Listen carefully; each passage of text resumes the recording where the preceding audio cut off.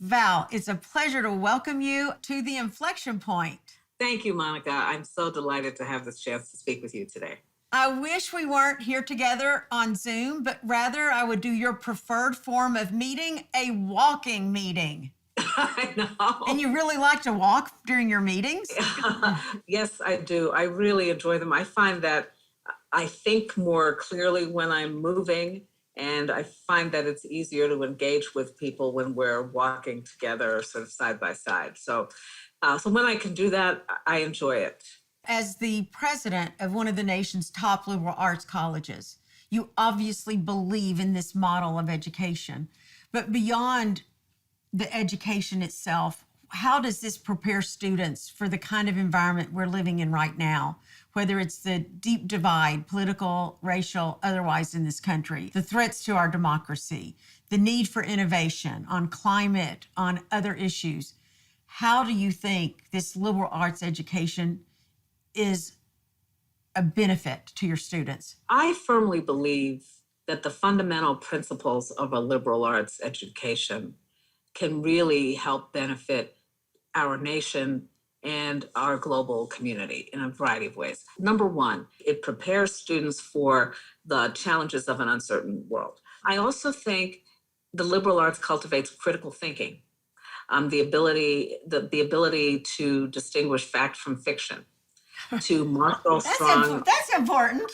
And also what you said about a very uncertain time we're living in. That's true. Right. And also it cultivates as well a respect for science and an appreciation of the meaning and usefulness of scientific evidence as we seek to make sense of our world. Part of the reason our institutions, an institution like Swarthmore, is committed to diversity and inclusion is because we believe we are preparing students to live and work and learn in a world that is populated by people who are very different from themselves, racially, ethnically, politically, religiously. They need the capacity for empathy, the ability to listen deeply to the perspectives and the points of view of people with whom they may not agree in order to be able to solve the challenges that face us, and frankly, for us to create a more perfect union. We cannot continue down the path where we are so deeply divided from each other that we are unable really to work together. With Swarthmore located just outside of Philadelphia, in the last year you had a Black man shot by police, and you are an expert and a scholar on African American studies. So I'd love to get your perspective on the issue of racial injustice, comparing it to the civil rights era versus where we are today. Have we made progress? Where are we? I think it's very complex, Monica. There are ways in which we can see a positive, forward-moving trajectory from the Jim Crow era through the civil rights era to the present. But at the same token, we also appreciate that we are seeing levels of inequality across virtually every metric, increasing across healthcare, across education, across housing. So while we can trace a forward-moving path, we can also see that we have certain persistent problems that we have not yet been able to address and solve as a nation. So, for example, we are now seeing repeatedly efforts to invalidate the votes of so many people, including Black people yet again, and recognizing that fight and that struggle remains with us, right? And so I just think there's so much the past can teach us, but that we can never be complacent and believe that these issues are solved or resolved.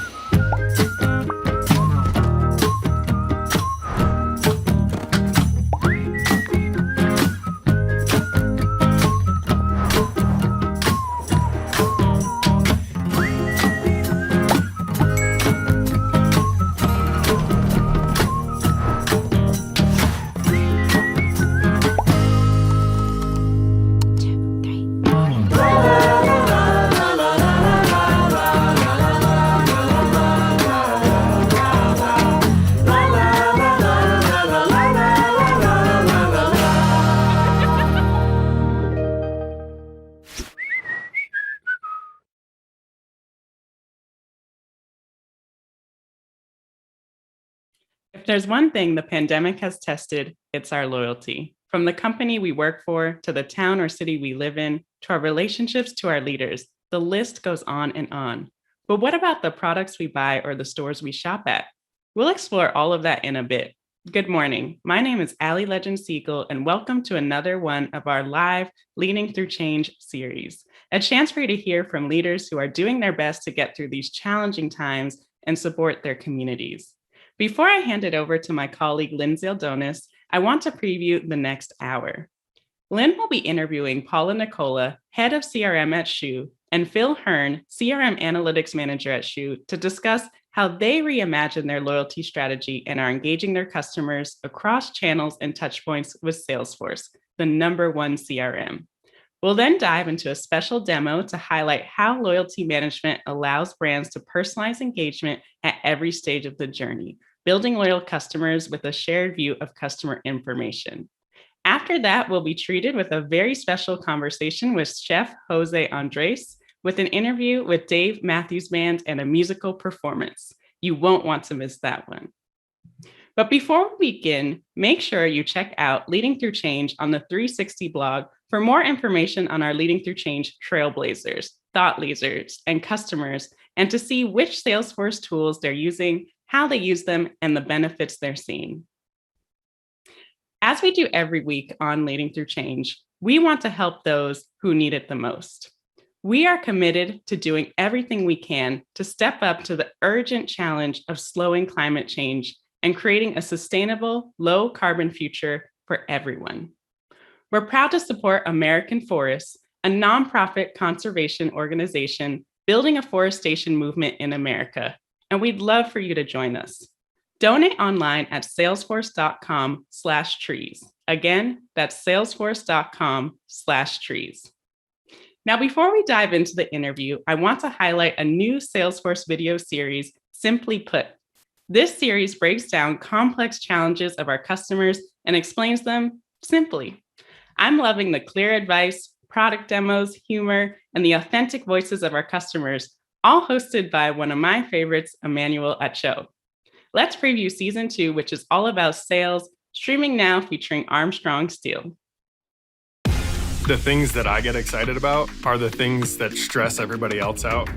We take people through the whole process of designing their building, and we actually manufacture the buildings here in Colorado.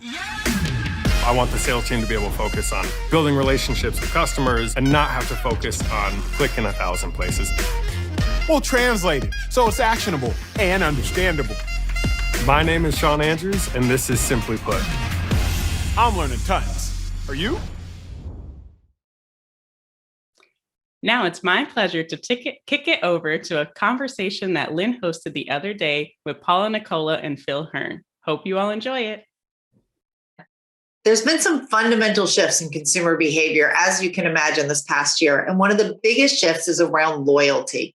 So, matter of fact, McKinsey Consumer Pulse survey said that 76% of consumers have either changed stores, brands, or the way that they shop. I'm sure you can all relate to that, which is what makes it so important to be thinking about a more modern loyalty system. And that is one that is an elevated and personalized experience and connects the dots across every step of the way.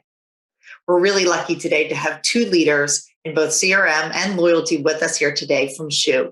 Schuh is one of the leading retailers based out of the UKI and Ireland. And in this post-pandemic world, they're thinking about engaging their customers across channels and every touch point with Salesforce to help them along the way. We're lucky today to have Paula Nicola, the head of CRM, and Phil Hearn, CRM analytics manager, with us here today from Schuh. Welcome to Leading Through Change. Thank you. Hi, welcome both of you. We're so excited to be able to talk to you today. You know, I've been thinking a lot about how things have changed in our lives. And one of the first things I thought of with you being a footwear retailer is shoes. What shoes are you wearing during the pandemic? Have you changed your footwear? Yeah, so I have lived in my UGG slippers for the past year, to be honest. And if I'm going out for my daily walk, I've been in my New Balance trainers as well. So yes, comfort is key. It has been for the last 12 months, more so than ever. How about you? For me, with your UGGs? no Uggs for me, but it's socks around the house for me. But certainly, like Paula, walking shoes for getting out of the house, getting clear of the screens for an hour or so a day to go out and enjoy a bit of the fresh air and not have the kids around and stuff like that. So definitely comfortable walking shoes for me.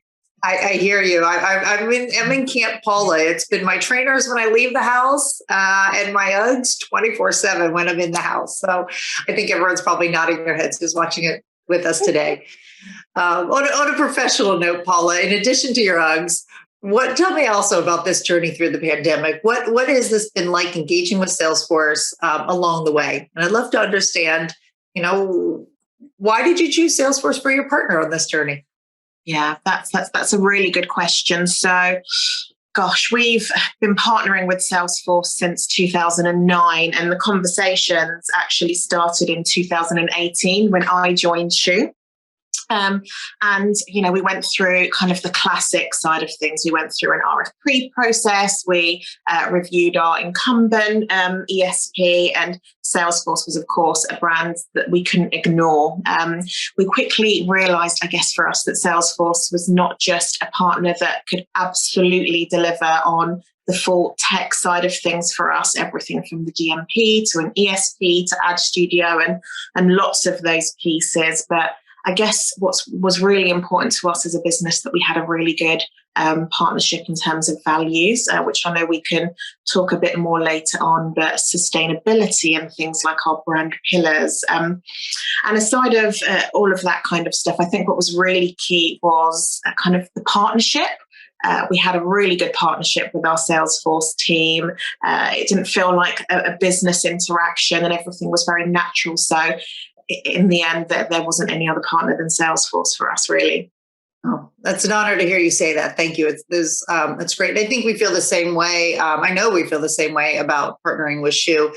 There's a lot of the decisions that are made around technology, but really being values-driven companies, we share a lot of those common goals. And that's really, at the end of the day, what's important, because we're trying to solve business problems in the way you engage with your customers. So it's important that we have that. I noticed on social media, because I follow you on Twitter, lots of activations around Women's History Month, and it's been really fun to watch these athletes share their stories about their footwear and who their idols are. And you mentioned sustainability, another core value. We want to talk a little bit more about that. Yeah, absolutely. So, sustainability has been something we've been talking about since before I joined the business. It's really important to us. And I guess for Schuh, there are so many things. We want to make sure that we're preserving the environment, that not just for our current generation, but for future generations. And that means a couple of things for us. So it's around conserving energy, minimizing waste, sourcing sustainable goods and services where possible, of course, and measuring and targeting a reduced carbon footprint. That's really key for us, and promoting a business culture that encourages both reuse and recycling, which is a key part of what we do with something called Sell Your Cells, where customers can bring in and recycle their shoes, and we incentivize them to do that. That's just one of the many things that we do. And I think what's really interesting, and not something that a lot of businesses kind of focus on necessarily, is that we are a carbon neutral organization. Absolutely agree. I was nodding my head and almost interrupted you there because I was nodding. It's something that is so important. And we're so thankful for you being on the leading edge of that. You've always been a little bit of an innovator, from reinventing the way you sell shoes, reinventing what a shoe store is, to being one of the first to go online. So no surprise that you're leading the charge on sustainability. Yeah. All right, let's get down to a little bit of brass tacks. Phil, I'm going to toss this one over to you. Why don't you tell us a little bit about the relationship you have with Salesforce? What are you actually using us for to help you with your customers? Give us some examples. Yeah, so I think for me, with my background in analytics, the key is when anything is the data, and being able to pass that data around the various parts of the business to enable, obviously, what all customers and clients want to be able to provide, which is that personalization, that customer experience that's going to keep customers coming back and not feel like, you're just being talked to at the end of an email, or, you're just another customer coming through the door. And obviously that's a big challenge for everyone, particularly with, screen time being dominated by social media and, other things like that, really being able to cut through and provide some relevance for the customer in that moment when they're really, in market for whatever they're choosing. So, having that data linked up around the different areas of the business is really core. So we've got sitting at the center of that Service Cloud, where we're getting data in from our backend systems and being able to understand what customers are doing and how they're behaving, and then linking that through to Marketing Cloud, obviously, to use the data we've collected about that customer to give a better experience and talk more personally down the email channel and beyond to those customers. And then obviously sharing that data with the DMP and Ad Studio to make sure we're advertising to customers who are similar to the customers we already have and to our best customers and things like that, and making sure our spend on those channels is as efficient as and effective as it can be. And then obviously very recently invested in the loyalty management from Salesforce to take that to the next level and really join up all that information, particularly with the store channel, and start bringing more of that data on to what we can see as marketers to make sure we're understanding the customer store relationship and using that to play back to them into ever more relevant and personalized communications. And I'd say, having joined Schuh in the middle of last year during the pandemic and the business being heavily reliant on online and the data we're obviously able to see from that, it's a really exciting time as we start to use those tools now more in anger, I suppose, to join up that journey for the customers, to join up that data internally, understand what our customers are doing, provide insights, and then really provide those products and services and moments of inspiration and customer satisfaction that the customers really, really demand. I love that. You touched on so many things that I want to dig into. First of all, I love your vision of how you're using the Customer 360 to really engage with your customer. Thanks for giving us all those details. It's super helpful to people listening to understand how they can also mirror this journey. But you touched on both loyalty I want to get into, but let's start with what you said about joining in the middle of a pandemic. That's incredible. How has that forced you to do things differently? Yeah, I suppose, well, from a company point of view, forcing everything to go online has been, an incredible change. People coming in and out of furloughs and, stores being open and then closed, and distribution centers having to ramp up their activity and all of that sort of stuff. So from a company point of view, really turning everything over to the online side of the business, probably the first time that's really happened and been forced to happen in such a short period of time. And so, from a business point of view, that's been, a really big change. But luckily enough, we've been nimble enough, I think, to be able to really cope with that well.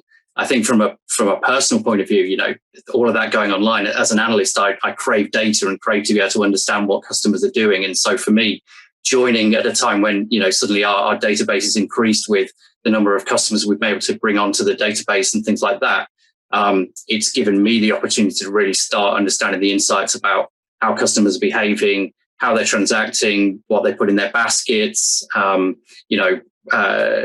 the different areas of the country that buy different types of products, and all of that good data, can start to be used in terms of models and in terms of, driving campaigns rather than being, more kind of the same to everybody, really understanding how we're going to change going forward with personalization to use that data to its greatest effect, I suppose.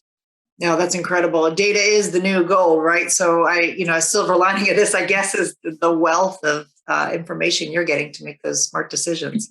Absolutely. Paula, how about you? How have you done things differently, or how has Salesforce helped you through all this?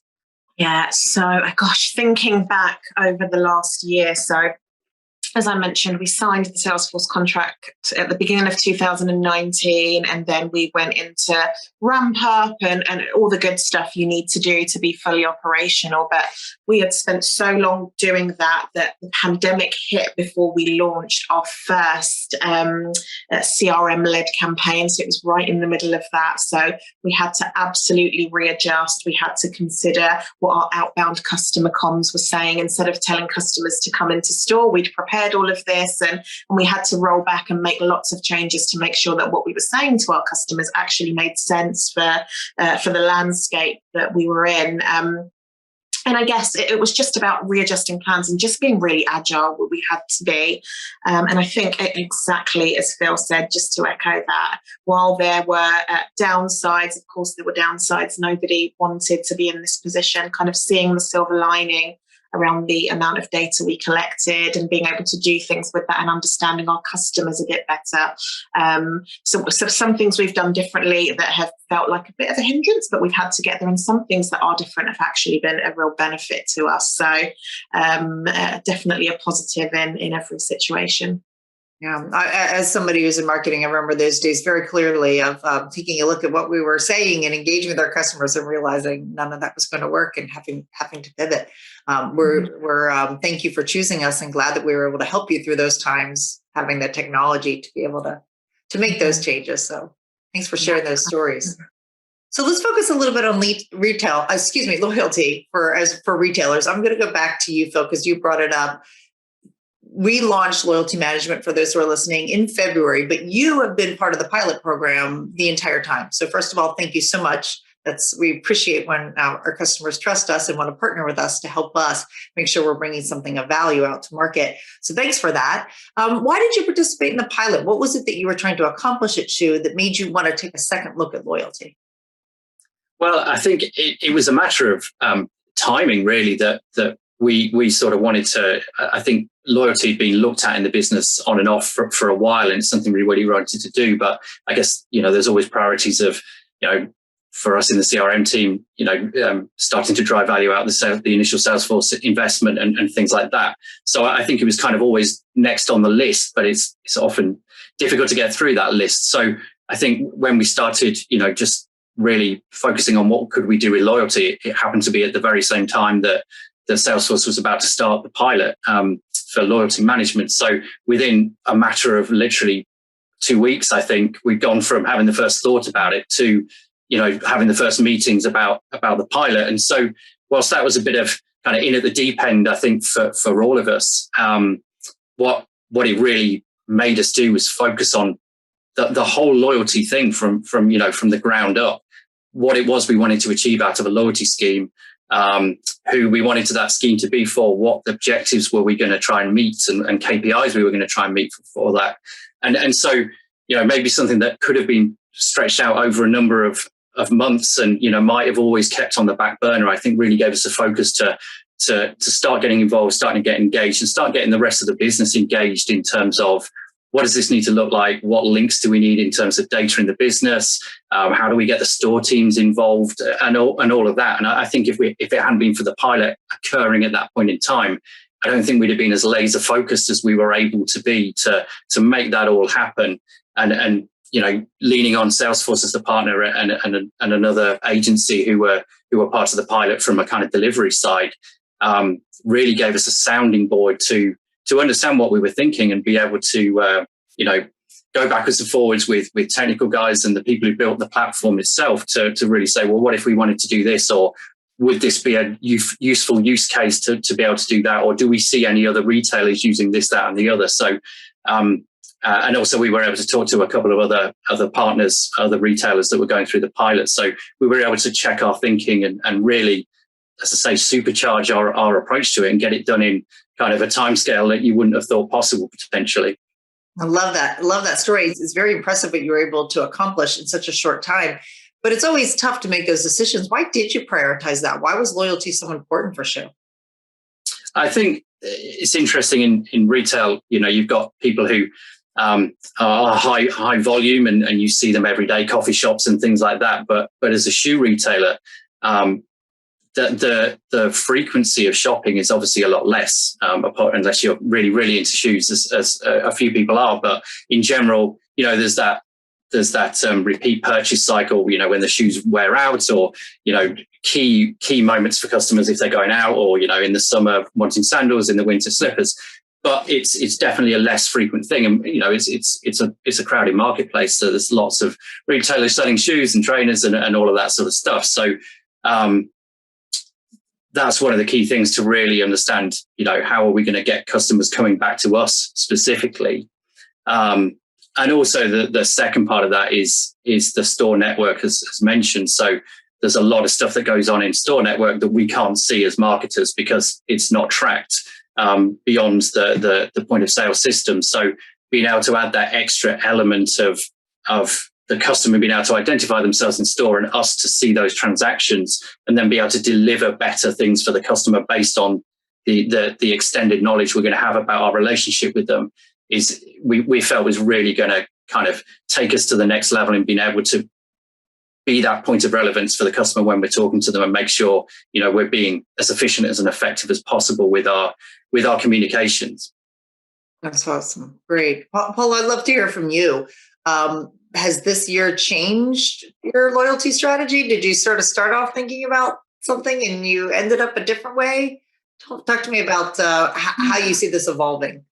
Yeah, so I think really, as Phil said, it was really good timing when we really started to think about loyalty and how this could look for us and our customers. The Salesforce pilot presented itself. So we were really early on in our journey. So I think what Salesforce did for us, rather than amending our mindset of what we wanted, it helped us develop it. Things that we may not have considered, the guys that we worked with helped us think about things in a different way, and tier points and qualifying and non-qualifying points and all of those kind of things that as a consumer you may not consider.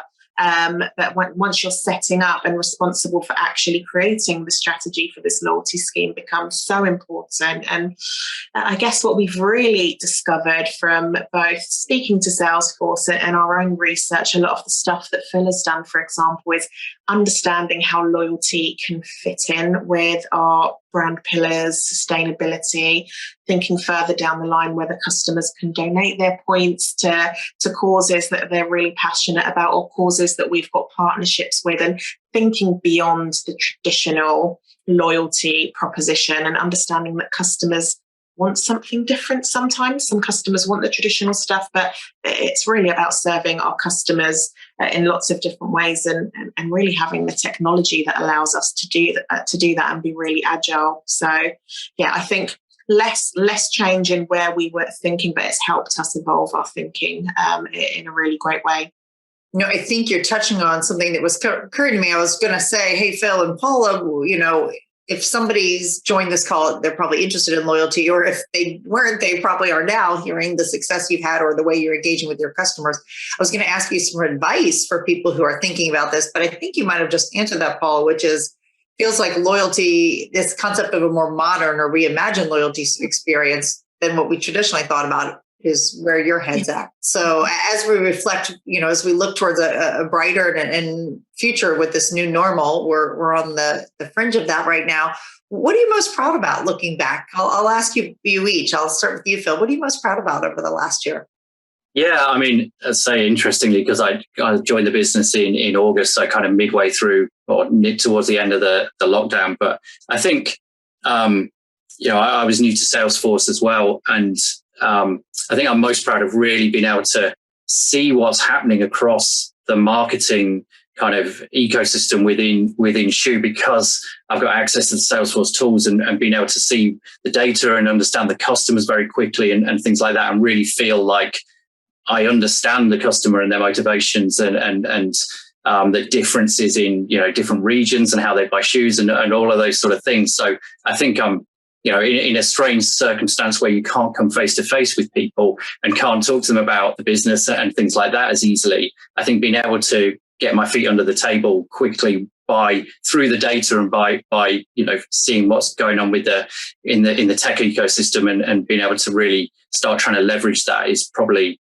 as proud as I can be in terms of trying to make that early impact as you always want to make when you join a business, and being able to actually do that because we can manipulate the tools to do that.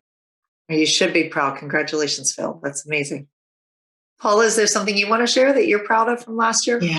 Gosh, I think thinking a year back, we were in such a different position. As I mentioned, we hadn't launched our dedicated CRM activity. So looking at the last year, ticking some boxes in terms of personal and business objectives and actually having a full life cycle program in place. And gosh, I don't think we can talk about the last year without recognizing what an accomplishment it's been for Schuh, for the online team having to adjust to the new world, to the store teams having to adjust to the new world also, and just with the CRM lens on, just how collaborative everyone has been, from our IT teams to our customer experience teams to our creative teams. In a time where there was so much going on, we still managed to deliver our CRM lifecycle program. So I'm really proud of everyone in the business. And, it's been undoubtedly the toughest retail climate, in a generation. So for us to be sitting here and having this conversation with you guys is just wonderful. Yeah, I agree. So let's give a big shout out, everybody. Do some claps at your home or wherever you are for the Schuh team for pulling together and collaborating and leaning into the change. So congratulations to everybody. That's amazing. Proud of you. Proud to be your partner too. That's wonderful. So Paul, I'll end with you. What are you looking forward to? What's the next phase look like? What's the future of loyalty at Schuh or Salesforce and Schuh? Yeah. One, I guess the big word is planning. Planning is the key thing. Working with the Salesforce team, thinking about implementation and soft launch, and really, I guess the biggest thing is that we've got so many plans on paper. We're continuing to evolve those, but what we really want to do is validate our loyalty proposition in the real world. It looks great on paper. Everything sounds wonderful. We've got the full backing of everyone at Schuh, from the most senior team to everyone else. But we really just want to show that loyalty is going to be exactly what we expect it to be. And I think it will surpass our expectations. Great. Well, we're looking forward to being your partner on that journey. So thank you. I can't thank you enough, both of you, for spending your time with us today, sharing your story with our customers. It's so important to them. No matter where they are in their journey, to hear from customers like you and hear about your success and get those best practices and tips. So thank you for joining Leading Through Change. We wish you all the best in the future and best to Schuh. Thanks for joining us. Thanks, Lynn. Thanks. Wow, what a great conversation with some incredible leaders. Now I'm excited to hand it over to a demo for more on the power of loyalty management.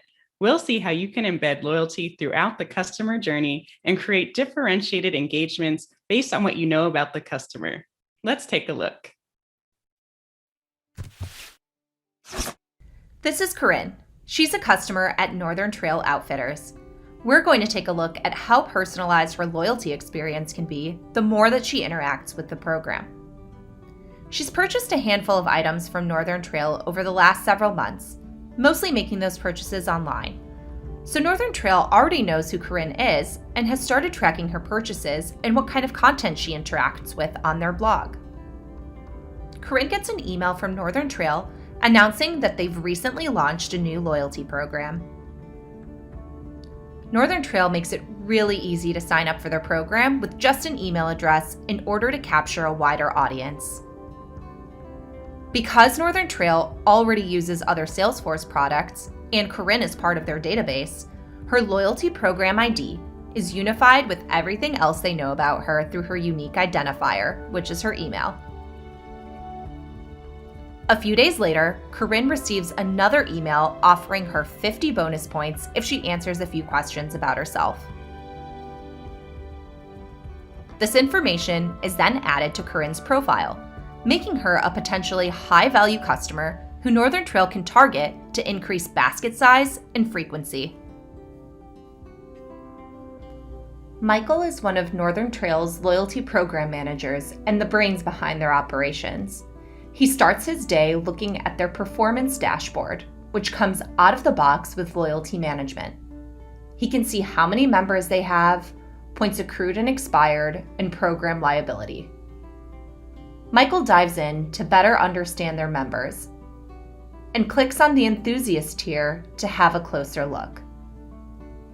Michael notices that the engagement level for the enthusiast tier is trending down, so it's his job to figure out how to best address this challenge. In loyalty management, Michael can see program members, partners, benefits, tiers, and types of promotions. he has multiple levers he can pull to help engage their enthusiast tier. He decides he has to create a promotion for loyalty members who enjoy skiing as a way to boost engagement during typically slow winter months. With the information Corinne provided in her survey, she's added to a new segment in Customer 360 Audiences, Salesforce's customer data platform. Michael has already defined the criteria for this segment using information from both C360 Audiences and Loyalty Management. Michael is able to use all of this information to target customers like Corinne with offers that are related to their favorite activities. He creates a customer journey for the snow sports segment in Journey Builder,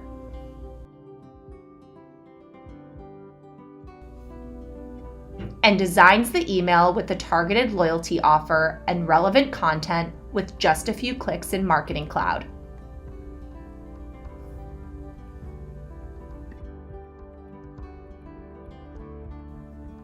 Corinne receives this promotion on ski gear and accessories based on her preferences. She also sees a new blog post about safest ski destinations for 2021 with lots of important insights into health and safety precautions being taken at those resorts. This is great news. Corinne has been wanting to get back on the mountain, but has been hesitant due to the health concerns, so she plans to read the blog post. She's also due for a new ski jacket and pants and really wants to reach the next status, so she makes the purchase. The next day, Corinne gets an email notifying her that she's moved up to the enthusiast status. Several months and interactions later, Northern Trail knows Corinne really well. So when a program partner, Big Scale Adventures, is launching a new obstacle course right outside of New York City, Corinne fits their target demographic perfectly by falling into both the hiking fan and social butterfly segments. Because Northern Trail sends her highly relevant offers and awesome experiences like this one, Corinne has really consolidated her shopping for outdoor gear from the other retailers we saw earlier to exclusively shopping with Northern Trail. They've increased her frequency and customer lifetime value while making Corinne an advocate for their brand and program.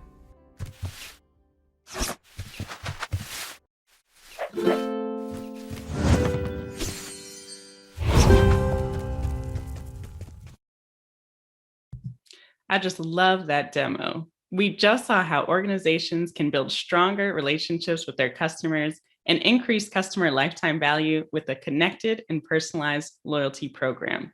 If you want to learn more about loyalty management, make sure to check out the link on your screen. Next up, we have a sneak peek of our new series, The Inflection Point. Hear from CNBC's Jim Cramer on quitting his job, educating the masses on how and when to invest, and discovering his voice. Let's take a look. Jim Cramer, it's so great to have you with me today, the one, the only. How are you? I am so excited to do this. I've known you forever, and I regard you as a confidant, but also as the co-writer of an amazing book that I've done a lot of thinking about and actually moved my show toward. Trailblazer. That is great. Thank you.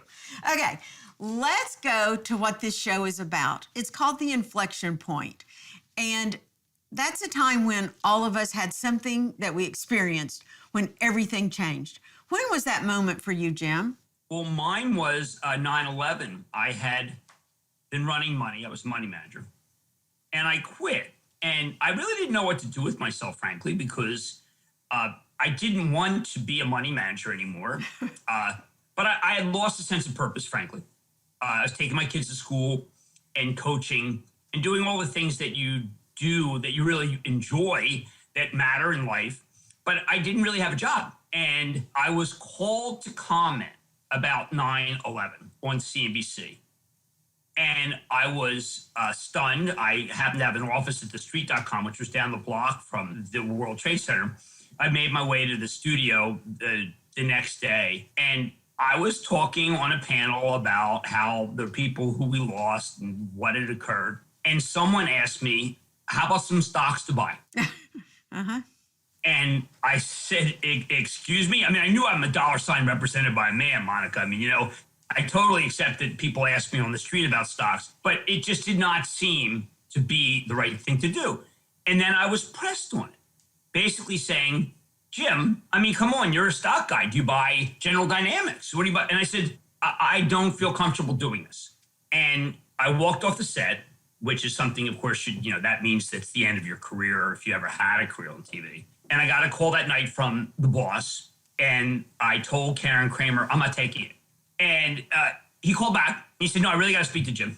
And I got on, and I said, yeah, what? Yeah, what? He said, did you mean what you did today when you walked off? I said, absolutely, I did. How insulting to the lives of the people, to the families, that here I am supposed to have come up with Lockheed Martin. And he said, how would you like a TV show? I said, like a TV show? He said, we have had a parade of people on who had no emotion whatsoever. You're the only guy who came on and was furious, ripped off the mic. We're sitting here talking about making money. How wrong is that? And the guy who's most known for making money is the guy who can't take it.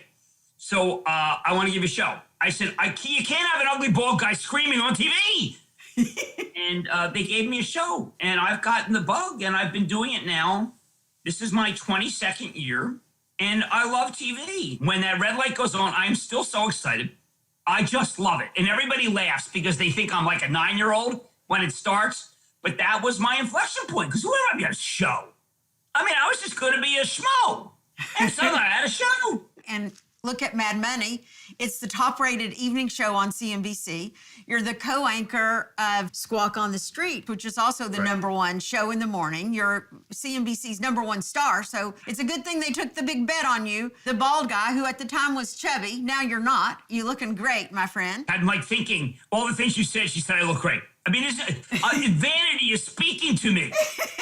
But look, you do have a lot to say. People want to hear what you have to say. I'm going to say some things, and you're going to get crimson in the face.